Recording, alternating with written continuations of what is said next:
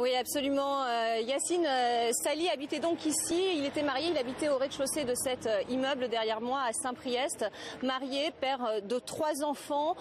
Finalement, une famille décrite assez discrète ici. Très peu de personnes les connaissaient. À peine bonjour, au revoir.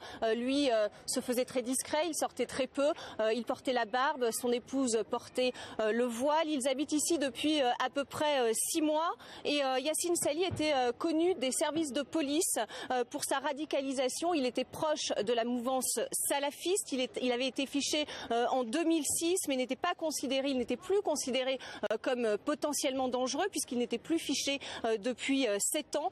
Depuis son interpellation ce matin, l'homme reste muet. Il a tout juste décliné son identité. Il n'a revendiqué aucun lien avec l'organisation État islamique ou toute autre organisation terroriste. Il n'avait pas de casier judiciaire et il ne s'était apparemment pas rendu en Irak ou en Syrie. Alors les policiers de la BRI ont effectivement interpellé 2 personnes ici en début d'après-midi. Il s'agit de 2 femmes accompagnées d'une petite fille. On n'a pas d'informations quant à l'identité de ces 2 femmes. Il pourrait s'agir de son épouse, d'une tante, d'une grand-mère, puisque d'après les voisins, il recevait beaucoup de visites de sa famille proche.